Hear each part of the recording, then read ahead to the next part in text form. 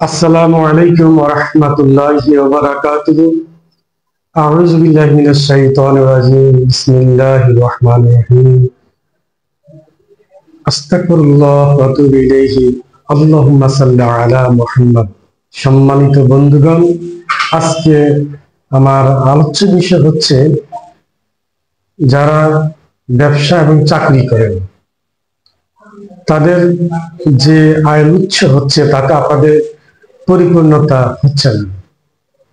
তো পাশাপাশি কিভাবে আপনারা আয়ের উৎস তৈরি করতে পারেন, ব্যবসা এবং আয়ের ব্যবসা এবং যারা ব্যবসা করেন, যারা চাকরি করেন, তারা পাশাপাশি কিভাবে আয়ের উৎস তৈরি করতে পারেন, এটা নিয়ে আমি কথা বলবো।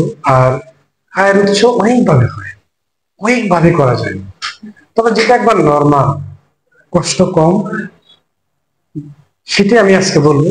এখানে আমার কাছে 15-20টি টিপস আছে বা আইটেম আছে, বিষয় আছে। আমি আজকে একটি বিষয় কথা বলবো, সেটা হলো যে আমাদের সাধারণত যারা চাকরি করি বা ব্যবসা করি, আমাদের পরিস্থিতি বুঝি, অবস্থা বুঝি, প্রেক্ষাপট বুঝি আমরা যারা একটু পরিশ্রম পছন্দ করি বা পরিশ্রম করা প্রয়োজন, তাদের জন্য বলছি যারা আত্মত্যাগ করতে পারবেন, সৎ উপায়ে বাৎসরিক ভাবে আয়ের উৎস তৈরি করতে পারেন। বছর যেন 1 লক্ষ টাকা, 50,000 টাকা, 2 লক্ষ টাকা, এইভাবে যেন আয়ের উৎস করতে পারেন। এইভাবেই আমি কথাটা বলবো, সেটা হলো যারা ব্যবসা করছেন আর যারা চাকরি করছেন, তাহলে আপনারা প্রথমত আমি বলবো এই ব্যবসাটাকে বেছে নেওয়ার জন্য ছোট একটা 30,000, 40,000 অথবা 20,000 টাকা দিয়ে বাছুর পাওয়া যায়। ভালো একটা সংকর জাতের, ভালো একটা সংকর জাতের অনেকগুলা জাত আছে, বড় বড় হয়, আর অনেক বড় হয়। আপনারা একটা বাছুর কিনবেন, বাসা একটা সেট করে নিলেন, একটা সেট করে নিলে দেখা গেছে আপনার একটাকে আপনি লালন পালন করেন, আপনি বেশি লালন পালন করবেন না, বেশি গরুর প্রয়োজন একটা, প্রথমে একটা দিয়ে শুরু করবেন। আপনার গৃহিণী, আপনার ওয়াইফ দেখাশোনা করবে, আপনিও করবেন, বাচ্চারাও করবে। ঘাস নিজেরা ঘাস নিজেরা তাকে কেটে খাওয়াবেন, খড় খাওয়াবেন। আপনার পাশাপাশি যে উপজেলা পরিষদে পশু চিকিৎসক আছেন, তো পশু চিকিৎসকের কাছে এসে আপনারা পরামর্শ দিবেন যে স্যার, আপনার আমি একটা বাছুরকে লালন পালন করে বড় করতে চাই, সেটা ষাঁড় হোক আর সেটা আপনার গাভী হোক। তো আপনারা কিন্তু ভয় পাবেন না, প্রত্যেক উপজেলায় কিন্তু পশু ডাক্তার আছে, আপনারা খোঁজ নিয়ে যাবেন, ওনারা আপনার জন্য অপেক্ষা করছে। কারণ আমাদের মানুষ এখনো বুঝে না যে আসলে সরকার অনেক কিছু করে রেখেছে।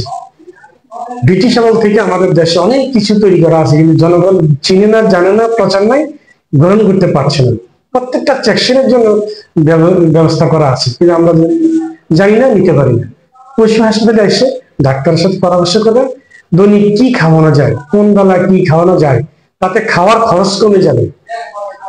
খাওয়ার খরচ কমবে, আপনার প্রতিদিনের যে খরচ বিভিন্ন আইটেমের, ওই খরচটাও কমবে, সময় কমবে, এবং আপনার খানার অপচয় হবে না, এবং অল্প সময়ে সফলতা পাবেন।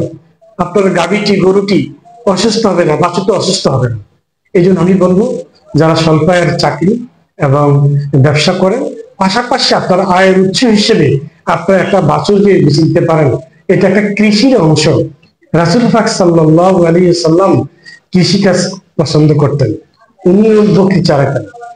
অনেক পৃথিবীতে যত নবী রাসূল আসছেন সবাই কিন্তু এই পশুপালন করতেন। তা আপনারা ইনশাল্লাহ করেন, সুন্নতের আশায় তাহলে বেশি বরকত পাবেন, বেশি যা পাবেন। কারণ যেহেতু নবী আলাইহিস সালামরা এটা করেছেন, আপনিও এটা করেন।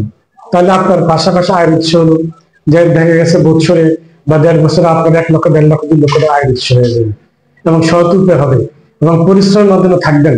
ডায়াবেটিসের এবং আপনার শারীরিক কষ্টতা, এখানেও আপনার একটা উপকার হবে।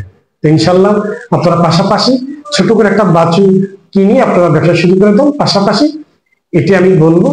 তাই আর পরামর্শ করবেন উপজেলা স্বাস্থ্য কর্মী, পশু হাসপাতালে এসে, তাহলে ইনশাল্লাহ আপনারা আরো জানতে পারবেন, সাহস লাগবে। আর ইনশাল্লাহ আল্লাহর কাছে সাহায্য চাবে, আল্লাহ আপনার জন্য অভাব দূর করে দেয়, সচ্ছলতা দান করে, এবং বলবেন আল্লাহ আমাকে আপনি এমন ভাবে দান করেন যেন আমি আবার দান করতে পারি।